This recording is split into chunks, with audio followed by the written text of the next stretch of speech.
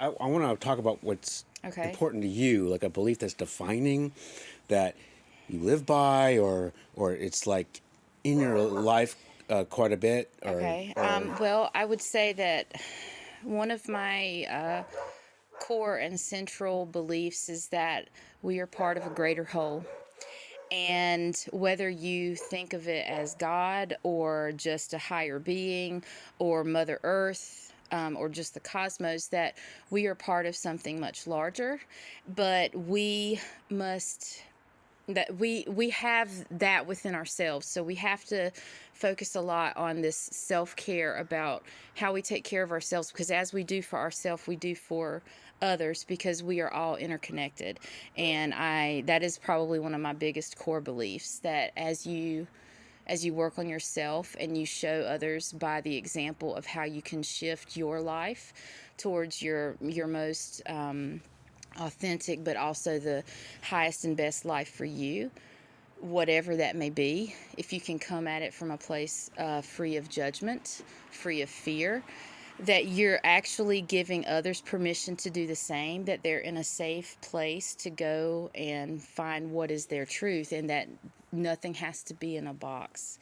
So if I were to encapsulate the belief that you believe that we're all interconnected through a higher power, is that correct? Yes. And for you, I know it can mean different things for different people, but for you, what does a higher power mean? Just so I understand where you're coming from. For me, that higher power is that we are God incarnate. We have that divine spark within us, and it's through that remembrance of that divine spark that we remember we are all fragments of something much greater. So through God or a God, that we're all interconnected. Yes. And so I think it'd be helpful to understand where you're coming from two ways. One is, what do you mean by God? And two, what do you mean by interconnected? Okay.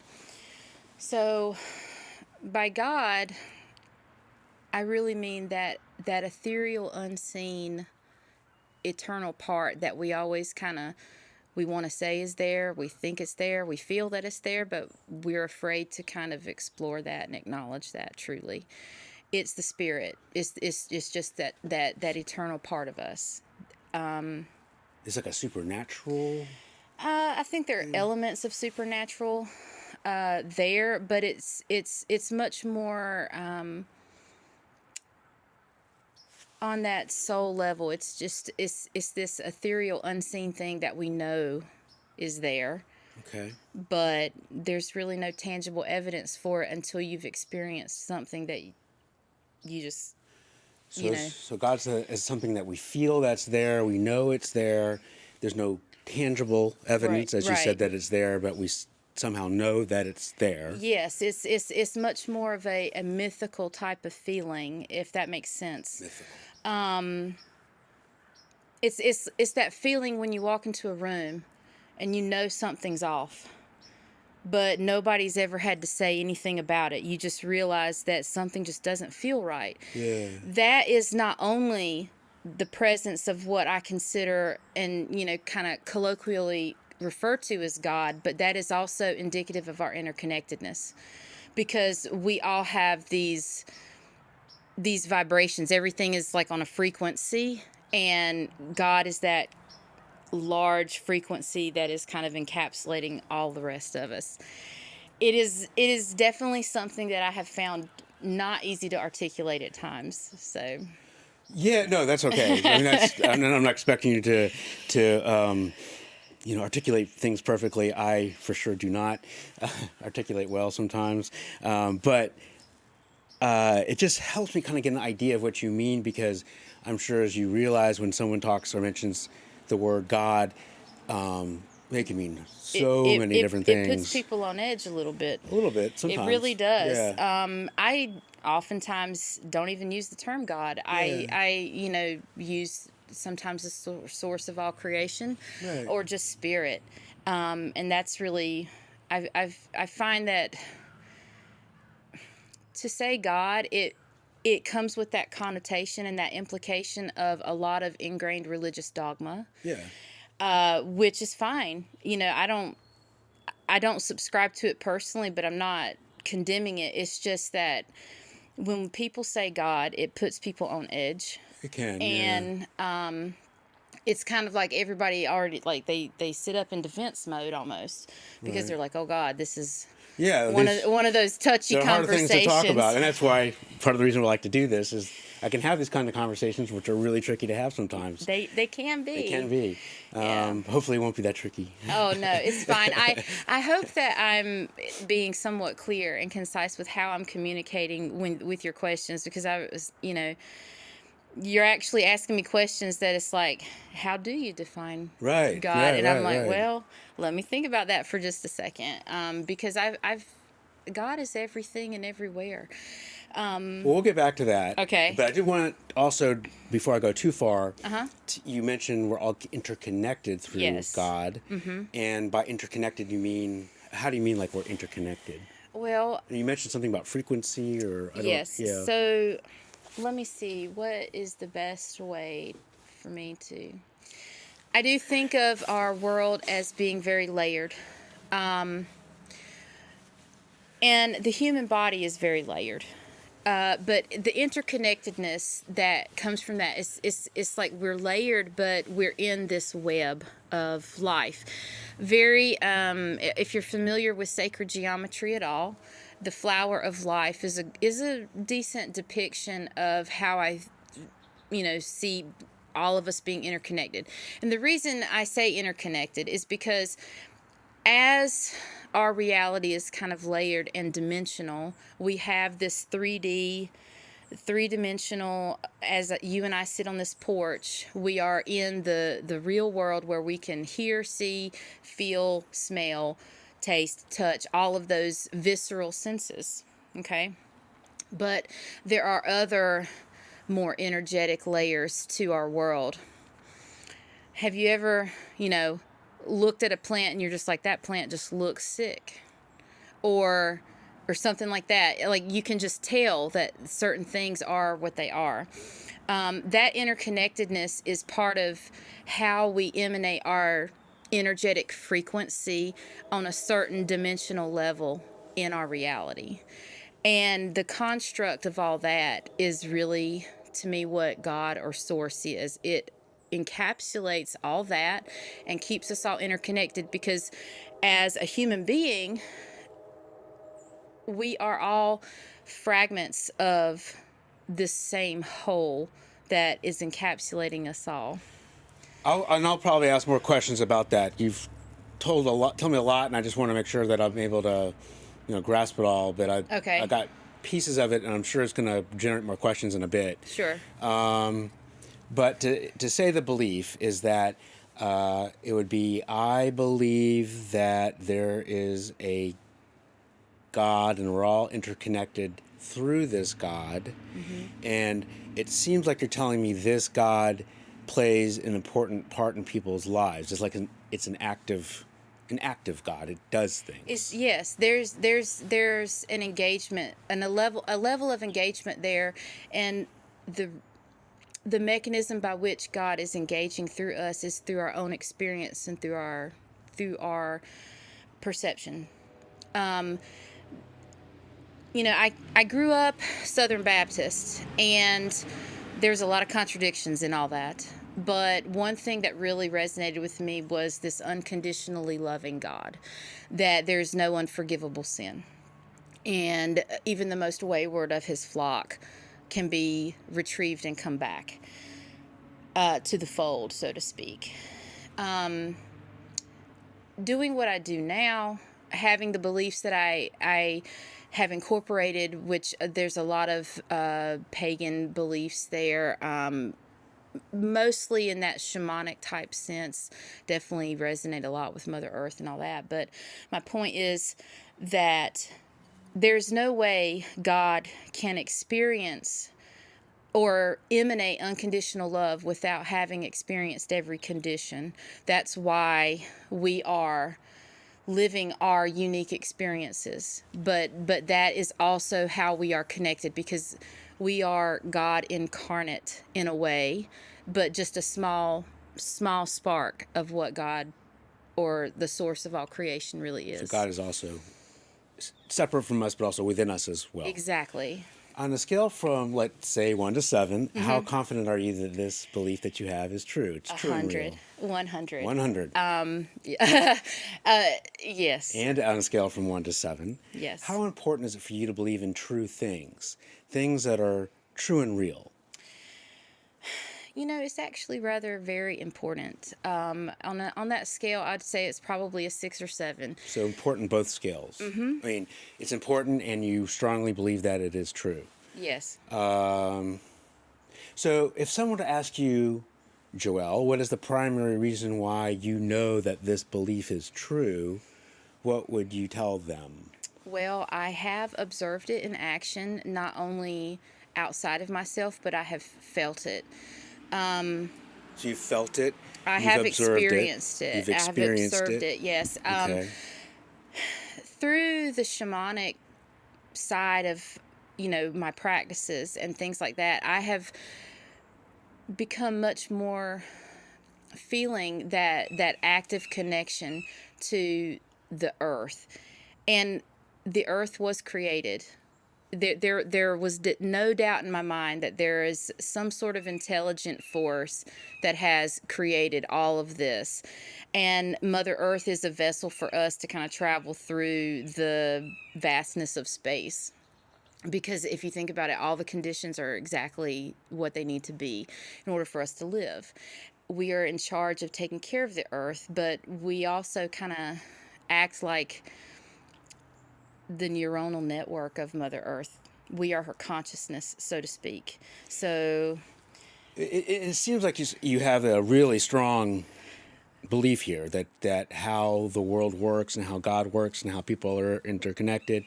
And the way you know what you know is you have a sense, a feeling, you've had personal experience. Yes. And I'm trying to understand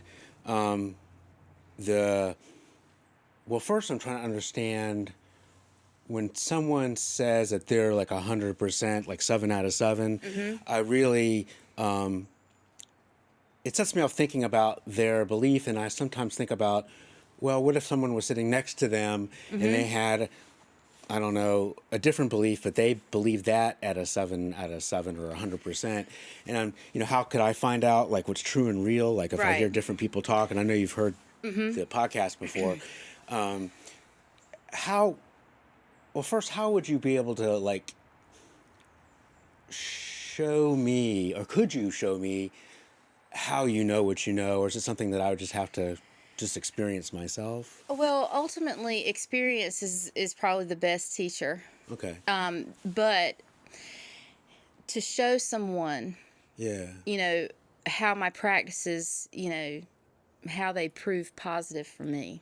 Okay, positive meaning valid and reproducible. Because by trade, I'm actually a biochemist. I left the world of biomedical research a couple years ago to do what I do now. Well, this is great. So when you're doing biomedical research, what's often involved is a test. Yes. A test that, somebody says something's real, or somebody says something, some medicine or whatever works. Yes. That there's a test that someone can do that is separate from what, I might believe or what you might believe, and that test is more objective. Right. Is there a way we could do that maybe with your belief, you think? Oh, yes, absolutely. Oh, cool. So for me, it began with the experiences that I was experiencing personally. I am also trained in hypnotherapy, and so I find that there's a huge parallel between our choice and our perception and how it is we find what we believe is to be real. But the thing is that as I have grown and developed in my beliefs and practices that are founded not only in shamanism, but Christianity and a lot of paganism as well. I've kind of, it's a hodgepodge. But to prove that, maybe there have been times when I have channeled energy to people and they could feel a sensation and I'm not touching them. So that's a direct experience. There have been times where, tapping into that more mediumship type quality that I provide sometimes. Well, To maybe tap into spirit and well, maybe this will help. Okay. Maybe.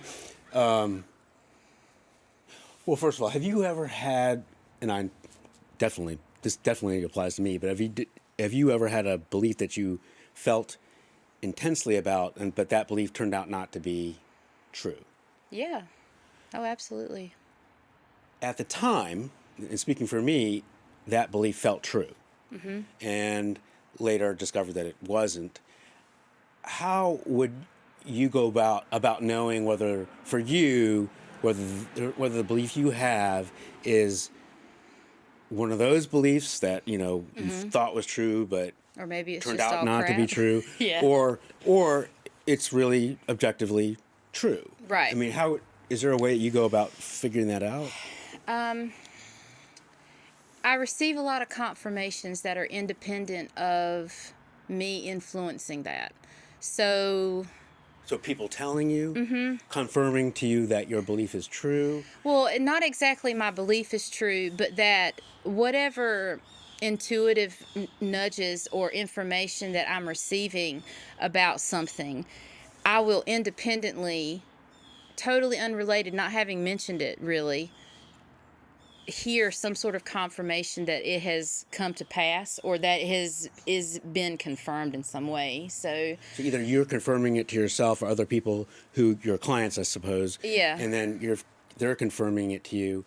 Are you telling me that, and I'm not, of course, not saying this is the case, but all of a sudden your clients were telling you that this wasn't working, or you're telling yourself that it's not working? Would you no longer have the belief, or would you still have the belief? Well, no, for me, part of my belief system is not allowing myself to become so attached to something that I'm not malleable enough to allow new information to come in And to I respect show that. me I respect to that. show me Yeah. new truth about it.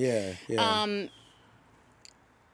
Let me see. So I offer card readings. Right. I don't really need the cards, but they're fun Yeah. to use. Like And tarot cards. Tarot cards, oracle cards. But I had this one particular client, and I was, she was validating lots of different information, but she was asking about something that was going to come to pass. And I absolutely do not resonate as a fortune teller per se, but sometimes there are things that are forecasted. And about 3 months later, she wrote me back and she said, "You have no idea how all these things you told me were going to happen, they actually happened." Yeah. It's that kind of anecdotal word of mouth experience that validates for me I'm not pulling this out of my rear, for one. Right. And that I am at least providing an effort to maintain a groundedness in practicality and pragmatism about what I'm doing, because a lot of people who are in this world are just up in the air and it's all about spirit. No, it if something doesn't resonate, it doesn't have to. And I don't know if that makes any Well, sense. no, I think so. And sometimes when I have beliefs and it's a belief that I seem to like and I hope that it is true, I may, in my own world, look for things that will confirm to me that belief is true. And if there are happen to be other things that are disconfirming, I don't know if I might avoid it, or I might not. I might gloss over it, or I might not pay attention to it as much. And I wanted to know, and I'm not saying that your belief is that way, but if it was, is there a way we could find that out, or is there a way you can? I would imagine that. Is it validatable, or can it be validated and reproduced independently of me? That's one question. Sure. Okay. Yeah. I believe, yes, that it definitely can, because I'm not the only person who does this kind of work.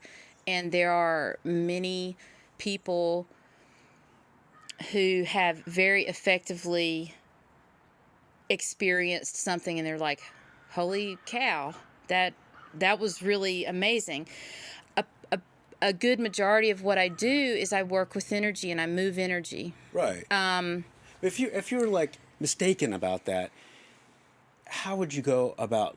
Is it possible, first of all, for you to find that out? Like, would it take like 8 clients to say, "Hey, that's not working for me," or would it be more of an internal process, saying that, I've read some things and it doesn't seem to work like I thought it did, or my own experience with things? I mean, I'm just trying to see how you see. Well, I see think it. it's Yeah. actually a combination of everything. Okay. I am a firm believer that there's some sort of message in everything, even if the message is nothing.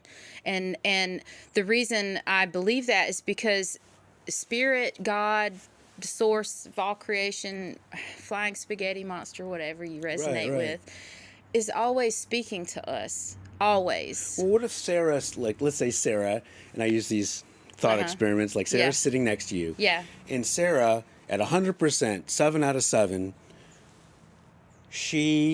let's just make it easy, she believes basically the opposite. That there is no God, and that God, there's no, people might be interconnected, but they're not interconnected through a God.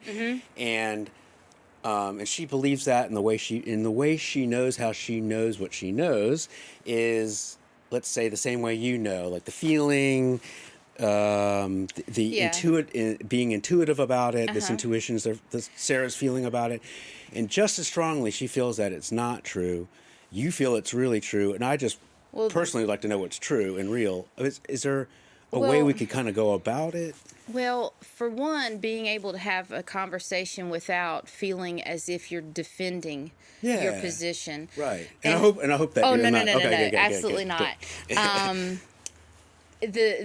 not.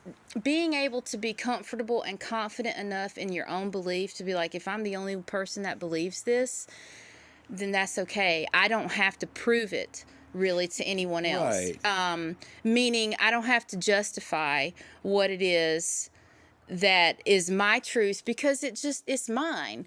I don't have to make it anyone else's. If you begin to resonate one way or another, if you're at least willing to give somebody the space to say, this is what I believe, and it is an absolute total disagreement with yours, but you just both are kind of like, okay, well, I don't feel threatened by that. Yeah. That means that you've released a lot of fear about either being rejected by your tribe, whether that's your family, your friends, or whatever. Good point. You've released fear of judgment, because I am definitely a strong believer of as within, so without. So it's like you're going to be reflecting back what it is that's within you. And believe me, I've definitely felt a strong sting of criticism from some individuals that are in my life about what I do. And it's very emotionally charged. It's kind of like you've got to allow yourself to let the emotion make itself known, but not let it dictate how you're going to interact with that other person who has that opposite belief.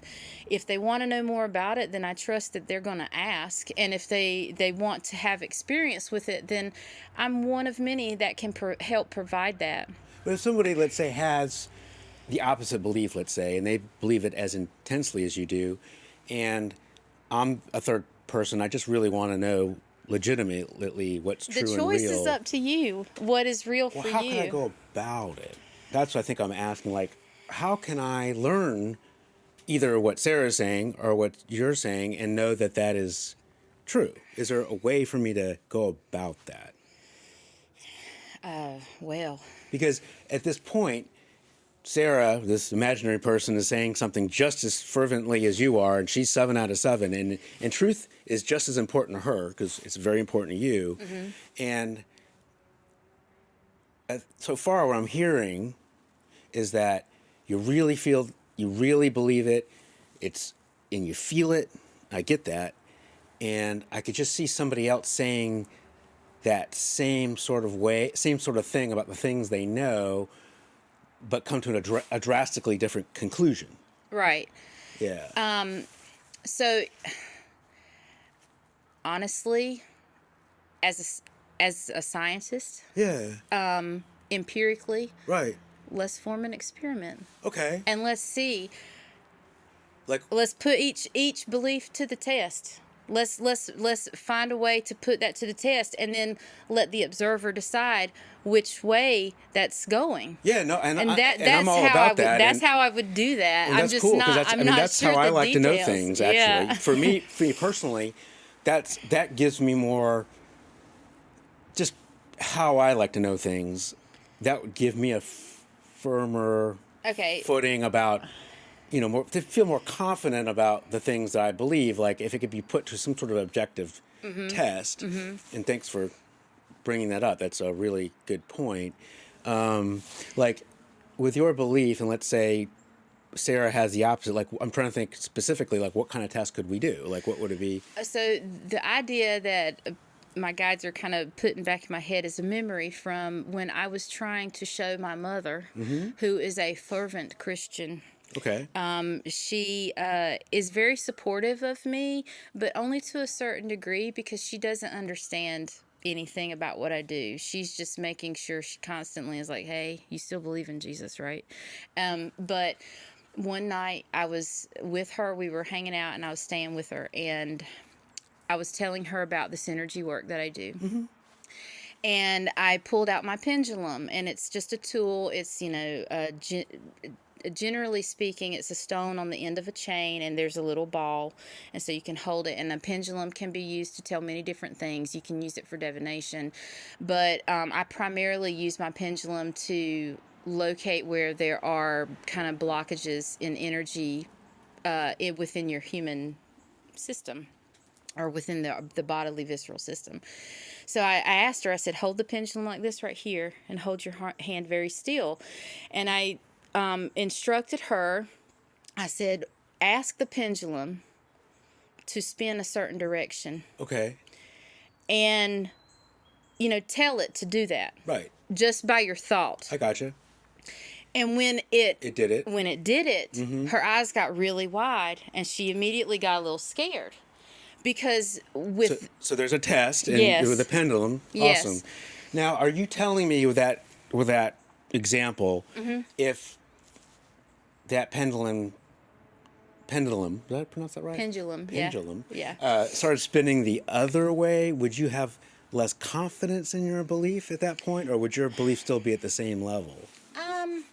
I think my belief would be at the same level. So it sounds like that's not a good test. Well, maybe not necessarily a good test for me, but what would be a good test for you? A good test for me? Well, I already know what that is. So, when I first kind of became aware of all this, there was a very strong intuitive who I had gone to visit, and I heard all this information, and my mind was just completely blown out of the water.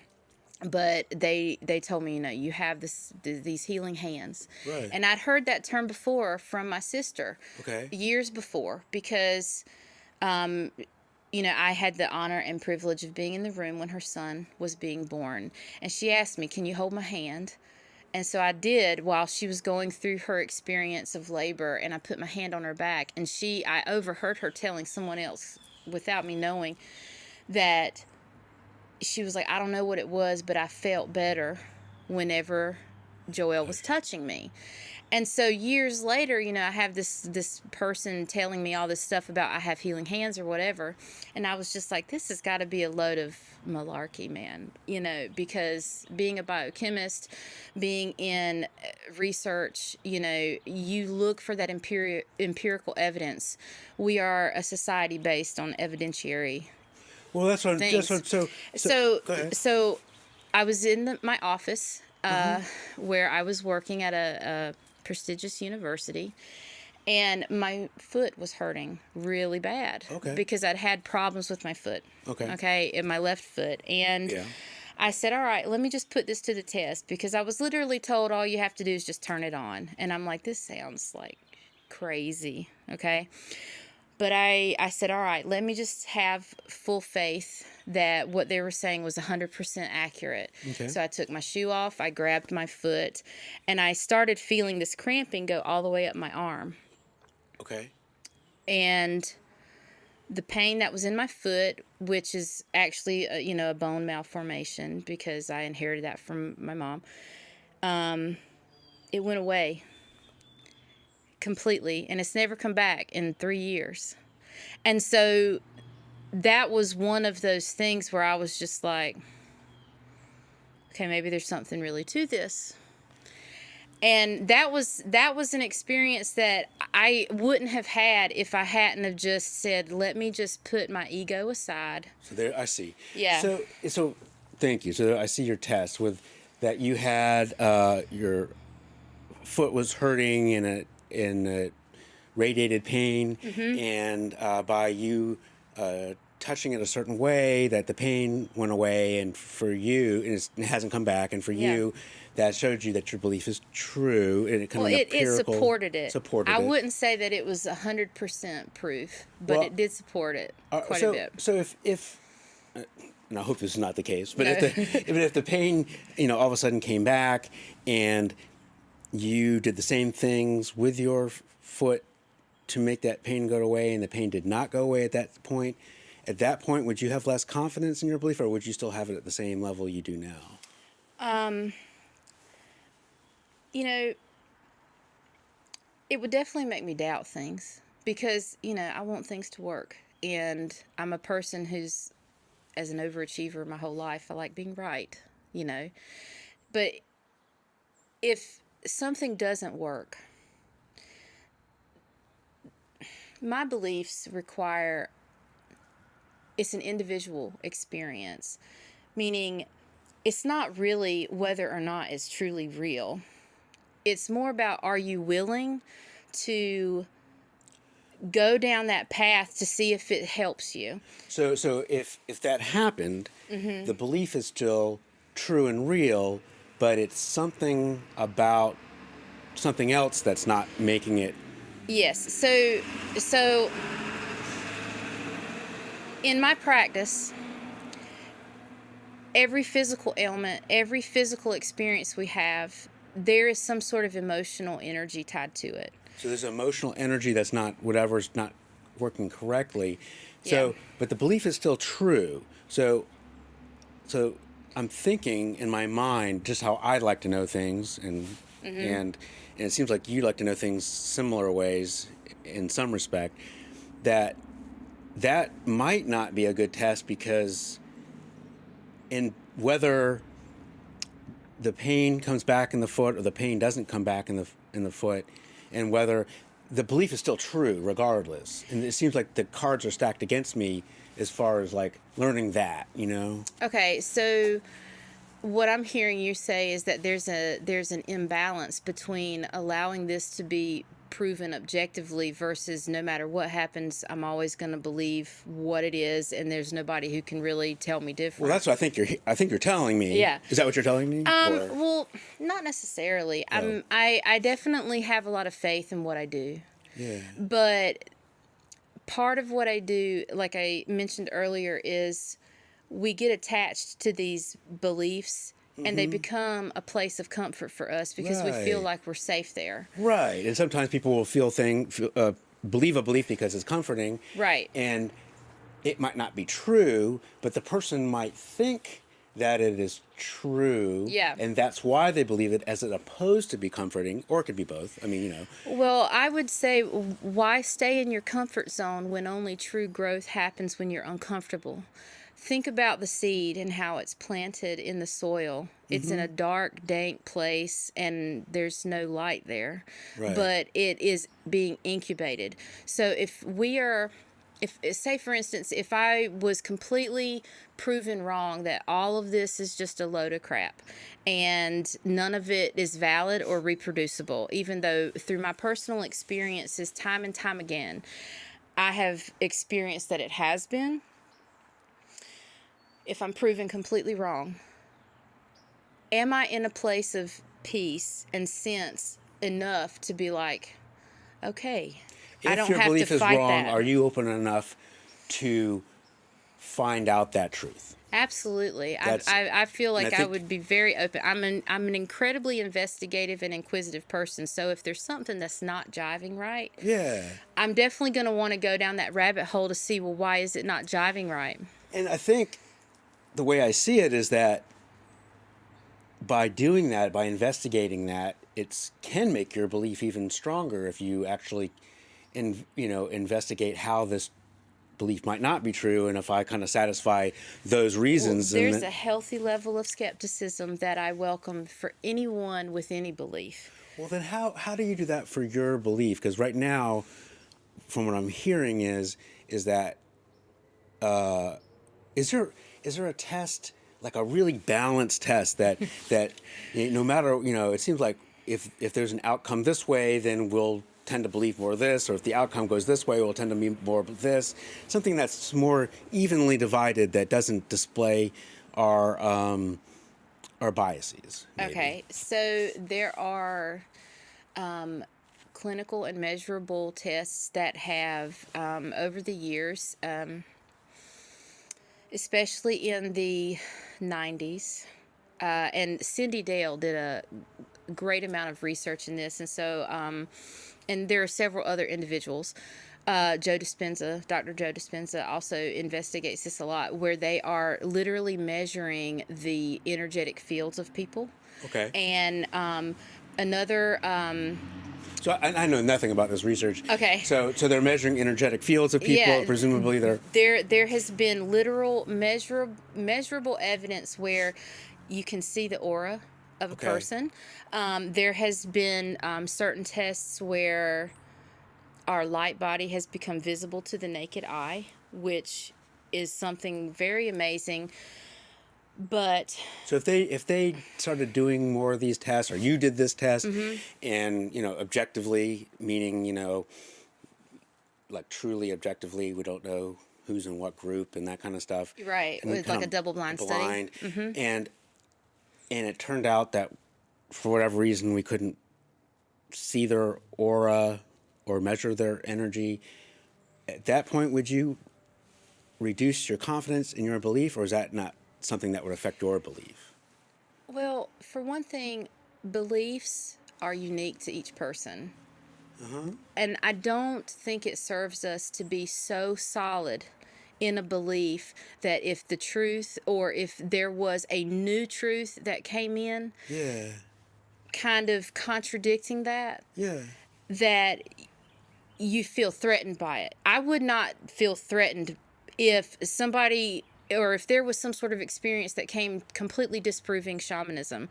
I wouldn't feel threatened by it, because I would realize that I still have my own sovereignty, and I still have the choice to say, am I going to accept this new truth or not? Everyone has the choice. Choice is the mechanism by which we determine our own fate. So you're saying that with a study like that, it would be possible for you to reduce your confidence? I mean, I guess so. I mean... I'm not telling you to. I'm just right. I mean, my faith is something that doesn't require any type of evidence to make what my beliefs are. So what's more important for why you believe the belief then? Evidence or faith, would you say? I think faith is the most important. Faith is the most important. But and by faith, what do we mean? Okay, so what I mean by faith is really the highest level of trust. That means trust without the necessity for evidence. Being attached to the need to have that evidence. So believing something really strongly, trusting in that thing, but not necessarily having evidence that that thing is true. Well, now you're making. I feel like it sounds kind of crazy at the moment, but it's not necessarily not requiring the evidence. It's just the need for that evidence to be present every time is something that is a self-limiting belief, in my opinion. So faith is more important. Sometimes you just simply have to believe that what your truth is your truth, and that's okay. I'm just trying to, so this is really helpful. It can help us really how you believe the belief and the most important reasons for why you believe the belief. And we went on this evidence tangent, but it seems like it's really more faith, and by faith it's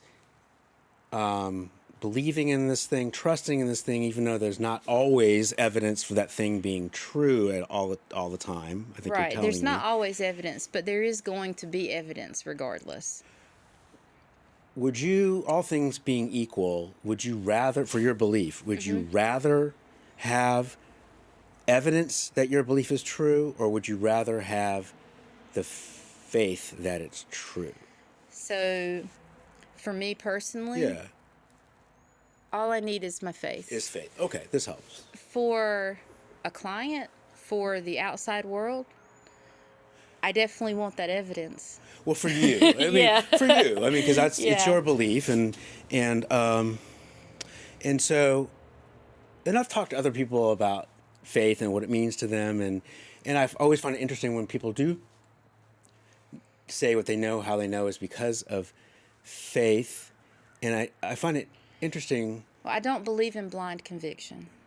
So, what's the difference between faith then and blind conviction? Because faith, from what I understand, means you can believe in something even though there's might not be direct evidence for that thing being true. Right. And how, so yeah, tell me. So blind conviction, I think, is something that maybe like the questions have kind of skirted around. Blind conviction is something that you believe so strongly you cannot be shown anything and it would sway you one way or the other. So How do we know that your belief is not that kind of well, belief? okay. Because if the evidence were to come to me saying this was totally, negated, Yeah. I'm not closed-minded enough to say, no, I reject that. I just acknowledge the fact that I have the choice to reject it if I want to. Does that make sense? I'm not quite. Okay, it's up to me to accept the new evidence or not. Yeah, but if you were And- if you were believing something based on faith or based on blind conviction, I think you mentioned, and to me, I'm trying to think of how I'd be able to separate the two. Am I Okay. believing in something because I have faith that it's true, that I'm believing in something with maybe not strong Okay. evidence, or am I believing in something that I'm just blindly Just convinced that it's following, yeah. true? Okay. And I'm trying to first of all, I'm trying to see the distinction between those two kinds of ways of knowing, and if there is a distinction, how to know. Okay. You know? So, in order for me to have really gone out on a limb Yeah. in this line of work and this profession to answer that call of service that I've felt, it took a vast amount of faith without any evidence for me to take those first steps. Okay.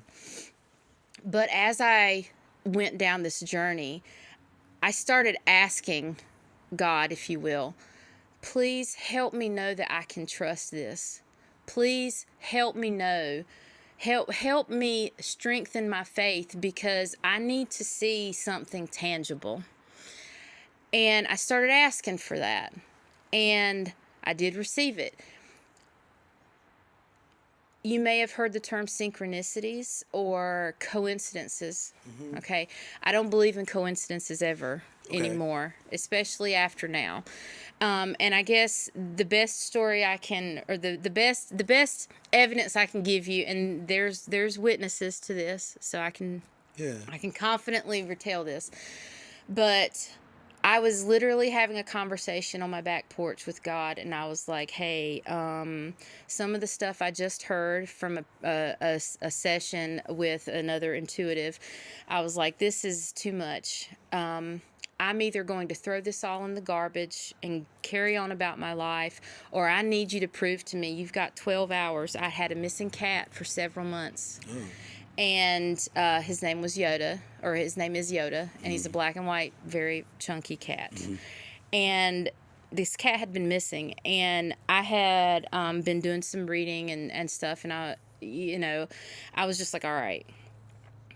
I had to go to work the next day because it was a Sunday evening, and I was talking to God on my back porch, and I was basically praying for something to show up in my life that would help me have the faith to shift the entire direction of my life. Okay. And presumably you found your cat. Well, what happened is I didn't only ask for my cat to come home. Okay. But I said, this cat better be back on my front porch before I leave for work in the morning. And I literally looked at my watch and I said, God, you've got 12 hours. I suggest you get to work.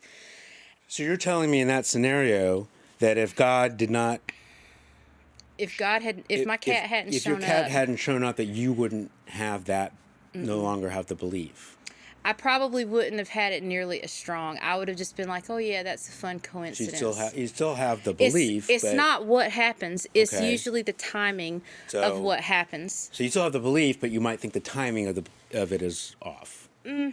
Maybe. I mean, I've always been into the esoteric, so that my interest would definitely still kind of be there, but it would be more of a hobby or parlor trick than it is a full-on belief system. I don't think that there's anything that would ever make me totally throw it away.